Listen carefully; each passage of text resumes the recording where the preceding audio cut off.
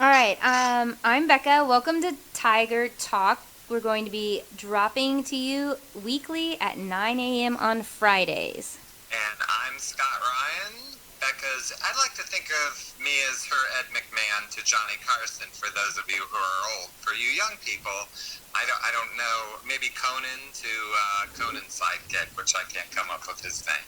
But we're going to cover the Tigers. I live in Florida, and I lived up in Massillon my whole life. And for the last year, I moved, and I miss knowing what's going on in Massillon. And that's why we thought we'd do this show for people who aren't maybe in town and want to know what's going on with the Tigers. Yeah, give a positive spin to the side.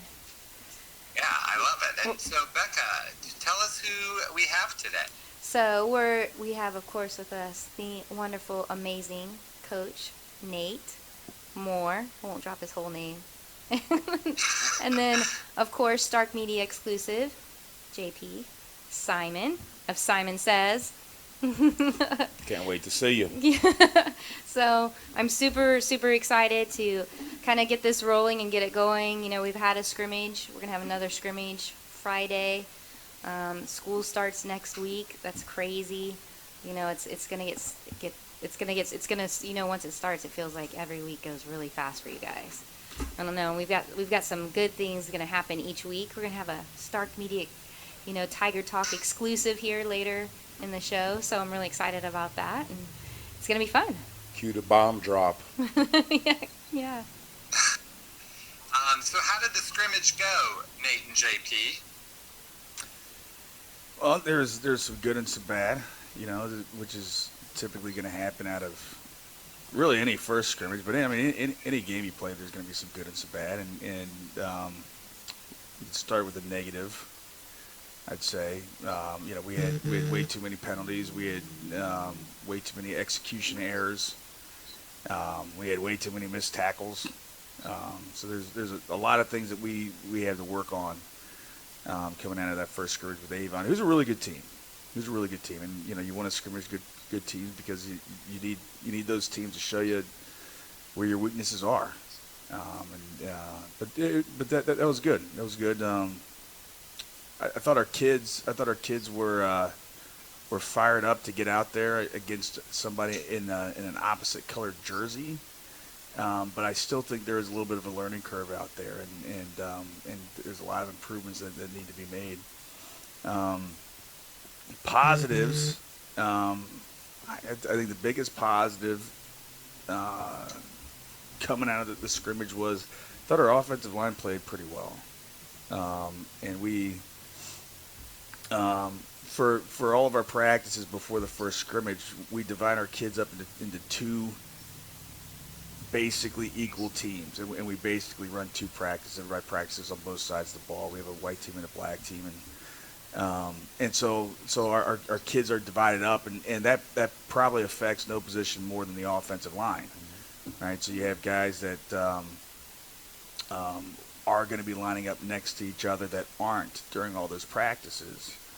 And the reason why we do that, there's a couple reasons why. The biggest reason is it helps us develop depth.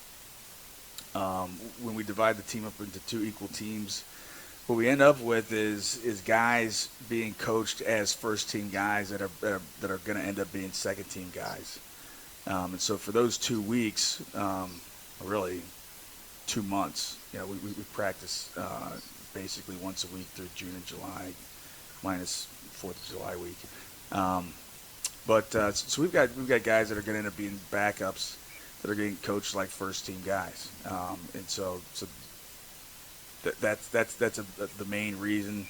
Another big reason is just it's a way to efficiently run practice with everybody playing on both sides of the ball. Right? So that's kind of maybe the main other reason. Which brings me back to the point that affects nobody more than the offensive line. So we feel like there's great benefits that we get from it. But from an offensive line standpoint, we've got guys that are maybe having to fill in at this spot, and maybe, they're actually going to take more reps at this spot, and they're not working next to the same guys. And so the Thursday before that the Friday before that scrimmage is the first time we come together and kind of reshuffle the teams into basically a varsity and a JV squad. And so that was really their second time at all being together as a unit, and I felt like we came off the ball. I felt like we were grinders. I felt like if we wanted to line up and run the ball downhill, we could have.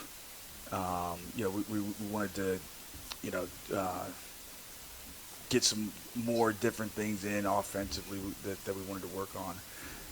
But I thought we were physical up front on the offensive line and executed pretty well. So that was a positive. JP, what did you think, JP, of the scrimmage? For coaches, it's a scrimmage for us as well. It was, throw the headsets on for the first time, get out there, signal everything in. It's different than, a controlled environment like we're used to every day at practice. Our guys are scripting against our players and kind of know what to expect. And to go out there, we didn't game plan against Avon, which is a little bit different for us defensively. We usually go into into competition with a little bit more of an idea of what they're really going to do. We haven't even been hitting all that long. We've been full contact a week before that first scrimmage or so. Yeah, less than a week. So it really does come at you quick. And I know Coach Moore said, it was just good to go out there and get to put our hands on somebody in a different color jersey and really see what we got this year. And we rotated a lot of guys defensively on the defensive line. We played a lot of guys in that scrimmage. Had a couple guys we held out that we expected, be back sooner than later. That'll help us. But I agree with Coach Moore. We came off the ball. We were pretty physical, defensive line especially. And I know you'll probably echo this. We got to watch the ball a little bit. We had a couple offsides that we got to get cleaned up here before we get kicked off. But all in all, I thought it was well. It went well. We were physical. A lot of tape to improve on and study to get ready to beat Moeller here.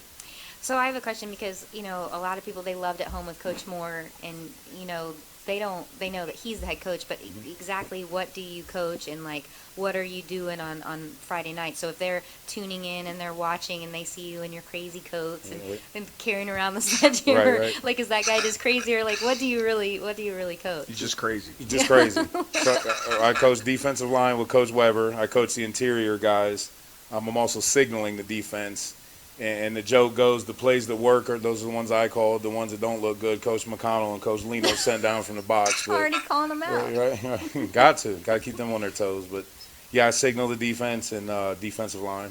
Okay, that's great. So tell us, we were talking about this. So a lot of people that live out of town, they see the schedule, but they don't understand the schedule. I don't always understand the schedule, too. I know Moeller. We came from the GCL, so I know that's going to be a competition. But can you kind of run us through the schedule, Nate? And then, JP, what do you foresee? What do you think your favorite game is going to be besides we know Week 10? So it has to be, what do you think is going to be oh, yeah, that's going to be the game. You better tune in and watch it if you're out of town. All of them, really. But yeah. I think it's a great schedule that we have this year. Presents a lot of challenges, and that starts Week 1. We play Cincinnati Moeller Week 1, which is an exciting game for many reasons. They're finished as state semifinalists last year in Division 1. They return almost everybody from last year. I think everybody has them in the top 3 or 5 in the state of Ohio. It's a game that Massillon has played before. This is somebody that people are familiar with, that people have a bad taste in their mouth with still. I think our record against Moeller is 2-10. Wow. We lost to Moeller in the state championship. We played a couple series back and forth over the last 40 years, something like that. So yeah, it should be the biggest game in the state we've won. We've gotten a dozen requests for media coverage and whatnot about this game. Everybody's going to be excited about it. Everybody's going to be watching the score, if not watching the game. So we expect a big crowd. Yeah. Coach Moore, I have a question for you. Since you came to Massillon, you've really wanted to start the season off with a game like this. Why is that your MO? Well, I think number one, if you want to win a state championship, you have to play really good teams, right? So that's you have to do that. And then I think I like open up week one with a marquee matchup. I think it makes your off season better. I think it brings juice into the season. I think it's good. I think it's good for the program, and I like it. What's week 2 then? So week one at home versus Cincinnati Moeller, and then week 2 we're on the road. Actually, we're on the road for 2 weeks. Then week 2 we're at Canton Glen Oak, who has been steadily improving over the last 2 years. I'd say since I think Scott Garcia has been back for 2 years, and you saw marked improvement last year, physicality wise.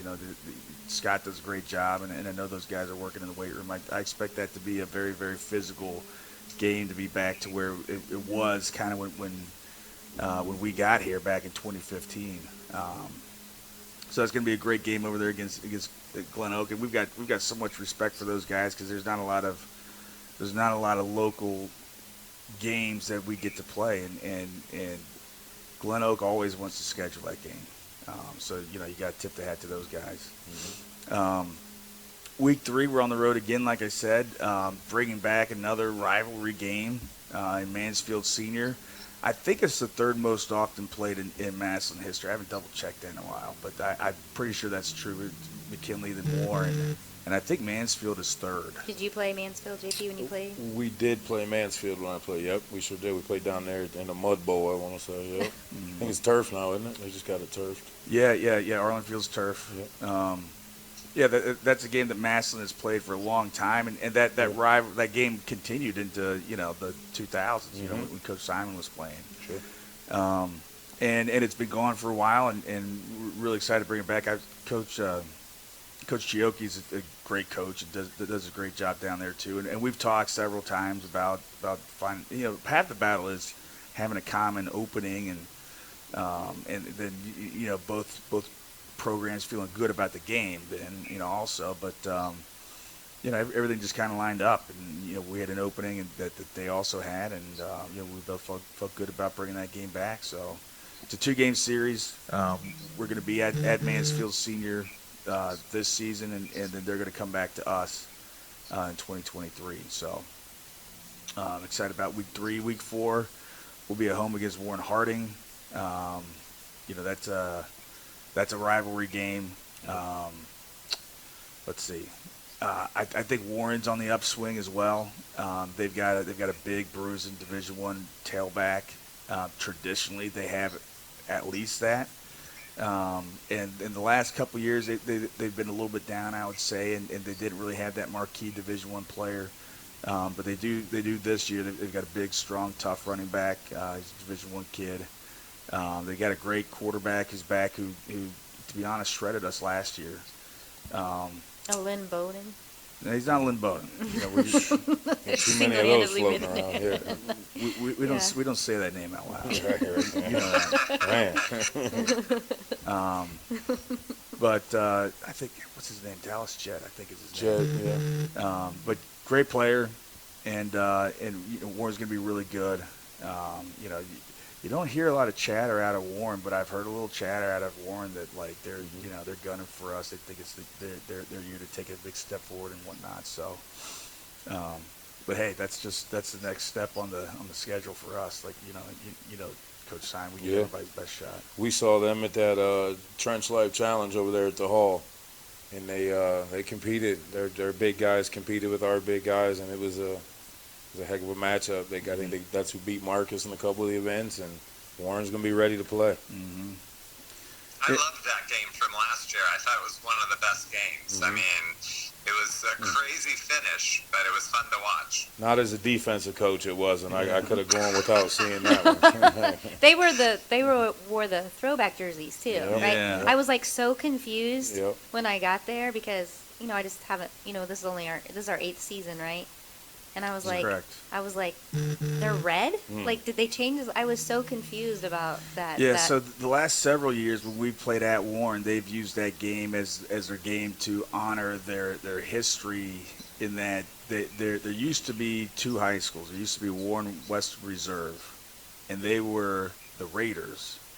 And then there was Warren Harding, and they were the Panthers. And Warren Harding, I believe this is correct, they were red and black. And Warren Western Reserve, I think, wore the gold. I think gold and black, but they had the gold color. And when they combined back into one high school, everybody wants this and that, and it should be named this. And so they went with Warren Harding. They went with Western Reserve's colors and mascot. Right? So now that they're the Warren Harding Raiders and they're gold and black. But for our game, and it's obvious, why they'd want to do that, with our game, because, it's a traditional rival and all that, and all the history between our two programs. But they wear their throwback jerseys, so that's why they wear the red and black jerseys. Now, I think this is right. I don't know that this is right. I think this is right. So a long time ago, probably before anybody that's listening played football, like in basketball, the home team wore white, and the away team wore the colored jersey. Right. And so I think that's probably why they went with the white jersey. Because when they were going to make that purchase, I doubt they couldn't have got the colored jersey. I think that's probably because they went back that far in their history and want to wear the white jersey at home for that game. And so that's why we wear the dark jersey at Warren. Okay, that makes sense. It was so confusing. Could be. Who's after Warren? Yeah, so after Warren, the toughness of the schedule continues, and we play the defending Division I state champion St. Edward Eagles. That was, that game last year for us was really, it was a turning point in the season because, lining up, you would definitely say that St. Edward's was definitely putting the bigger, stronger, faster players on the field. But we're the Tigers. We'll take the field and play with anybody. But the game wasn't going so well at the start. Actually, it was going really bad. We had almost nothing going offensively. We actually played pretty well defensively, to be honest. We played pretty well defensively, but we had nothing going on the offensive side of the ball, and their front seven was really, really, really good. And our quarterback gets hurt, and we've got to bring on our backup quarterback, who happens to be a freshman, which is that's not the ideal situation for doing that. Right, bringing in a freshman backup quarterback against the best team on your schedule, who's, probably one of the best front sevens that any of us have seen, and we're probably giving up one score away from being out of the game, really, and so Jalen Slaughter comes in and throws 2 touchdown passes, leads another drive where we kick a field goal. And all of a sudden, it's like the middle of the fourth quarter, and we're in the ball game. I think we scored, and we're down by 9. I want to say, and then we ended up giving a score to. I think we ended up losing by 2 scores. But that kid brought us back in a game. Put us in the game basically. That we were very close to being out of.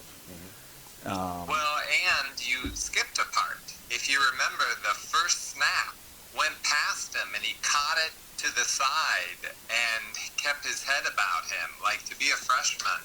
Because I remembered thinking, like, wow, that's his first snap, and he kept his poise. So that made for a bright future for the Tigers.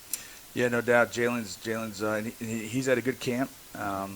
He had a good first scrimmage, and I know he's looking forward to Friday like everybody else. But he's definitely taken steps forward and progressing, and that was. Yeah, I think there were a couple plays like that the plays were all but cooked, and he kind of uncooked them. And he was 14, like he's baby. Yeah. Young freshman. Yeah, he's a young freshman. Yeah. Because I had him in track, so he's one of the babies of the freshmen too. So I can't imagine going against someone like you at Grown 18. man. Yeah. It's like going against a grown it's man. different. For sure. Yeah. So Week 5, it's St. Ed's again, and they're going to be really good again, and that's definitely nobody's looking past anybody, but that is definitely a game that you circle because, like I said, like you want to win a state championship, you got to play good teams, and if you want to win it, you got to beat good teams. Mm-hmm. Yeah. That's really what it comes down to. So, that's definitely a game that's circled for us, the Eds game. And then 6, we play Austintown Fitch. That was a game last year that man, we were backs against the wall in that game at Fitch, and we're really close to giving it away, to losing that game, and that was Jalen's first game as the starter going into the game, and he threw a couple touchdown passes. We had a couple really key plays that saved some touchdowns. And, that was definitely a game that you look back on last year and say, man, we gutted that one out. We were missing a couple guys, and so Fitch comes back to us this year, and they've got a Division I kid. I think he's committed to Iowa State. I think he's a receiver safety. So that's really a rivalry game also. Do you want to know what my favorite play of that was? I do. Yeah, because I'm filming. But I do have to say this because I love Big Mike. And so he was like, he gets so amped up. And he's like, put me in. I want to hit somebody. And it was a kickoff, I think. And he, ran down the whole field and trucked a Full kid. speed. Full speed. I mean, he's, really fast for Yep. as big as he is. And I just remember the kid was, laying there and then got up because I was down there filming. I was like, yeah, that's Big Mike. All gas and with Big Mike. And he's like, you see that? When he walked out, you see that? You see that? He's Right. pointing. So it was pretty cool. All gas with Big Mike. Yeah. You don't usually see kids that big running out on kickoff. Yeah. So Fitch game, week 6. Week 7 is a team that we've never played before. They're a team called Middletown out of Delaware. But I think that's an exciting matchup. They're the best team out of Delaware. They won their big school state title last year. They've got 6-7 Division I kids. I think it's going to be a team similar to that East St. Louis team that we played in 2018 that was really, really good, and we kind of pulled one out at the end. So that's an exciting game. Week 8 is Buffalo Canisius, who we've now played twice. We played them last year, and well-coached, disciplined, private school, out of Buffalo. So we're looking forward to that game. And then week 9 is a different type of scenario. You want me to explain that to you? Yeah, because I don't understand week 9. People ask me, and I'm like, I don't know. I'm still figuring out week 9. So I'm this like, will I don't help me. understand. Yeah, can you explain it to the coach and myself? Yeah, so here's what's going on week 9 is so when you get that deep in your schedule, there's only a certain amount of teams that are even available to schedule, right? And we had a couple teams that we were talking to. We just couldn't get anything done. We just couldn't get a deal done. And so then you start to think about the fact that the goal is to win a state championship. We got to play 16 weeks to do that. The NFL doesn't play 16 weeks without a bye. Yeah. They're professionals. In college football, you play 14, maybe 15 games total. And every one of those teams has a bye. College football players, and they're asking us to play 16 straight weeks with no bye. So there's maybe a logical fallacy there. And then you take a look at the 2020 season. When we played that 6-game season and everybody made the playoffs, and the top 4 seeds had a bye, and we had a bye, and the bye that week 7 was phenomenal. It was great. We got to get back to the basics a little bit. We got to double down on our lifts and recovery, and it was really, really good for us. For those reasons, keeping week 9 open started becoming a not just a realistic possibility, but almost an exciting possibility.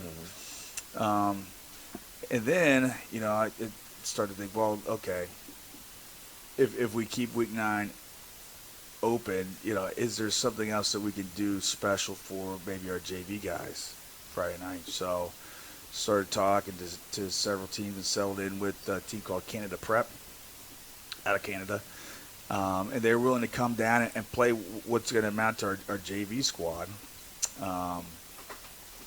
And so we're going to play them on Friday night at 7 o'clock. The band's going to be there. The cheerleaders are going to be there. It's going to feel exactly like a Friday night game. We hope that the stands are, we understand maybe that they're not filled, but, we hope the fans come out to support our JV guys. But so this game will be comprised of not just our typical JV team, but also all of our first backups. So we'll hold out our starters. But our backups will play. And there's actually no rule about seniors not being able to play in a JV game. Seniors are allowed to play in a JV game. So one of the things that I think is the coolest aspect of what we're doing is we're going to get to play all of our non-starting seniors. So every year you're going to have some kids that they're four-year guys, they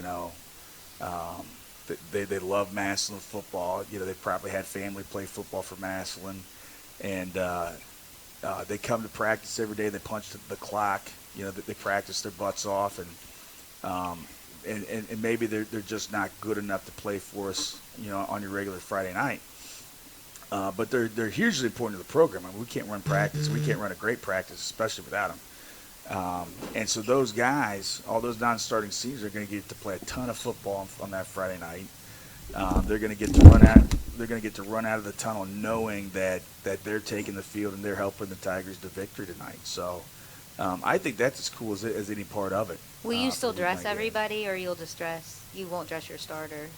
That's to be determined. Yeah, to be determined.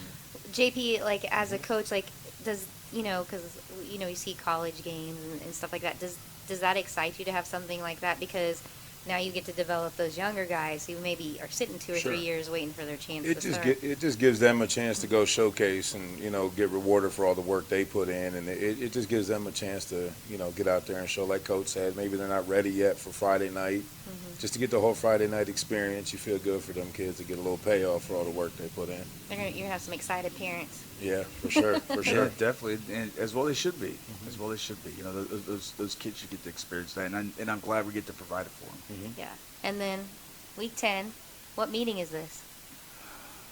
What meeting is this? Well, we're talking about this. What the official was, because they've had a couple double years. Yeah, I want to say 132. Is it? What was the Hunters game? 94, 95. Yeah, I want to say 132. No, this is our 127th season. But yeah, I mean, that game speaks for itself. I mean, that's on our mind all the time. Mm-hmm. It never goes away. We consider it a great responsibility to maintain the tradition that we have in Massillon, and the biggest part of that is taking the field on Saturday at 2 o'clock, ready to go and winning that game. Mm-hmm. That's the biggest part of what we do. So, nothing gets our coaching staff more fired up and ready to go than thinking about week 10 Saturday at 2 o'clock. Right. So JP, I've heard some rumors, so maybe you can tell us about this. So we're talking about all the weeks. What Simon says what are you gonna do? What are you gonna roll out each week? We're gonna come out with a new shirt of the week every week. We'll have we got a stadium store there under the stands that we set up. And each week we're going to have a new shirt available that you can only pick up at that stadium store at the game. And then we'll also have it available in our store that down here at 59 Lincoln Way East, we just opened up today for a little soft grand opening. You'll be able to get it there on Saturday and the rest of the week as well. But how did your opening go? Went really well. It was crazy. It's been a crazy day. We started with camp this morning and been running all day. The store was busy, had a lot of good deals rolling, and could run sales all week. So it'll be a good week. This is a nice location. So you just said the address, but I wouldn't know what you meant by that. So it's right across from the museum. Right across the museum, right across from Bender's, right here on this corner. You can see Shears, can see Lincoln Theater. Really good spot for both Stark Media and the Tiger store going forward. Yeah, there's a new start time this year on the games. For years it was 8 o'clock in my day, and then it went to 7:30. Now we're going to 7. Oh my goodness! Why the new start time? I would not want to start at 8 o'clock. Yeah, I mean that's awful. I would love the 8 o'clock start time, to be Ugh. honest. We'd be still I playing at actually midnight. loved it. It was fun. Who wants to play at midnight? You know, it definitely makes sense. You know, you maybe get more people in from out of town, and you can go get something to eat and then head to the game or whatnot. Or you know, some people have to work later. You know, I get all that. So the reasons why are this are number one. When we go to the playoffs, we play at 7 o'clock. So all of our playoff games are at 7 o'clock. Also, every away game we play during the season is at 7 o'clock. And so when you're looking at eliminating variables, you know, when you're talking about, you know, football games where, you know, the outcome may be decided by inches, and you're trying to find ways to, you know, eliminate variables that you and the kids are having to deal with, you know, that's a variable, and it's a variable that we do have control over. And then when you look at, okay, so, you know, both things being equal, let's say, you know, what are some things that may tip the scale is that when we play at 7 o'clock, you know, we kind of see this in the playoffs, and when we have not so much away games per se, because, you know, there's more travel there maybe, but especially the home playoff games that have been at 7 o'clock, you know, our kids get home earlier, which means they get to bed earlier, which means they have more sleep, they have better recovery, and so it really comes down to what's best for the kids, right? And so between all those factors of, you know, once we get to the playoffs, the games are 7 o'clock, and so if we play at 7, then there's no changes that need to be made there. You know, same thing with the away games, and then, like I said, you know, so you start to say, okay, so, you know, what are the reasons why we would do either one, and when you look at what's best for the kids, you know, getting the kids home, getting better sleep, getting better recovery, which you know, I'm sure we've got a lot of fans out there that would love to play at 8 o'clock, but I think they more than that love Tiger victories, and the 7 o'clock start. Like I said, we were talking about variables that you can control in games that are won and lost by inches. That's the major factor there. What time did you play? Were you 7:30? We were always 7:30. We were just talking to TJ. I want to say we were even like 8 o'clock. Wasn't there used to be some 8 o'clock? That's games? what he said. Yeah. We were later than that. At least 7:30. I think there was some 8 o'clock starts. So. I wonder if that had to deal with the schedule at the steel mill when they rotated because they worked 12-hour It shifts. did. Good. It actually did. That's why they were at 8, so people working at the steel mill could get to the game. That's crazy, but that's cool. That's what Yeah. I love those little things that you learn in Massillon. You know, people come up and tell us stories all the time. It's one of the things that you love, those little tidbits that you don't always read in books, or, you know, there's plenty of Right. books about Massillon, but Right. you don't always read about Wait a minute, them. did you just say there's no books about Massillon? I said there's plenty of books. Wait, I said there's plenty of books about Massillon. You pulled all those books up. Oh, because, you know, we got a Massillon Tigers 15 for 15. I know. I book. think that plug in there. JP's on that cover, isn't he? Carrying Get around the his. plug in there. Yeah. You can purchase those books. Yeah, got for sale. down here at the Tigers. 59 Lincoln Way East. Yeah, I mean, come on. Right. Yeah. So one of the things I think is amazing. So we talk about, you know, Tiger Talk. It's about the community, and that's why Scott, you know, wanted to talk about this. So talk about, like, I mean, you've got all those football players. You were saying it's been a busy day for you. How do you feed them? I mean, Big Mike's hungry. Yeah. You're working him. Yeah. So what do you do? What do you do? Yeah, well, so we have a great program within our school district. Most of the summer, we're able to feed the kids lunch every day that we're in, whether we're in the weight room or whether we have practice. We're able to feed the kids in our cafeteria with food provided by our school district, which I think is federal funded, with our cafeteria workers in the building feeding our kids, and so that's the number one way, and that's phenomenal that we're able to provide that for our kids. But there are certain times where that's not available. Like, for instance, this week when I think all of our cafeteria staff are they're, you know, breaking things down, cleaning things, getting everything prepped for the school year, and so they're not available this week, and so we have to call on our community to help feed the Tigers. And there's been several businesses step up just this week. On Monday we had Menches fed the Tigers. We had a great pasta meatball salad meal. Today we had top of the viaduct. I think it was pulled chicken. Pulled chicken. It was pulled chicken. Pulled chicken. Really good, and the Tiger moms help serve the meals and provide some, some auxiliary dishes. Tomorrow looks like we have sideliners feeding the guys. It looks like those sideliners feeding the guys. Is that when we go to like they do the steaks? Or? No, that's next Thursday. Oh, okay. I'm talking about tomorrow. Yeah. And then looks like this Thursday, Beta Wins, a retirement community, is feeding the guys.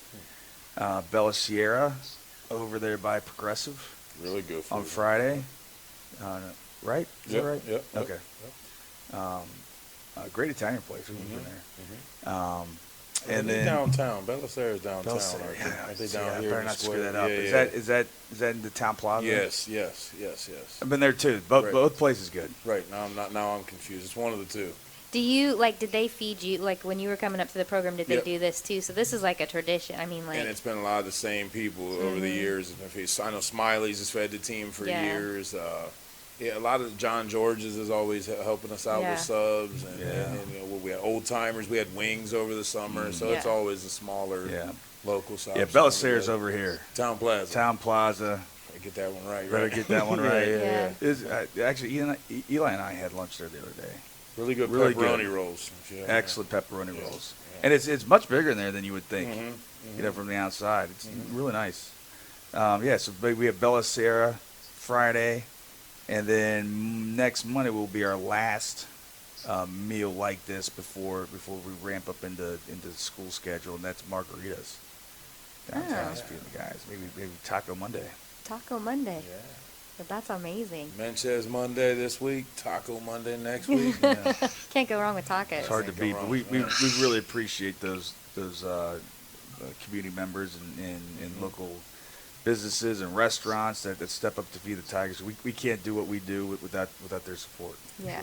So one of the last things I want to talk about before we shut it down is, so you got captains.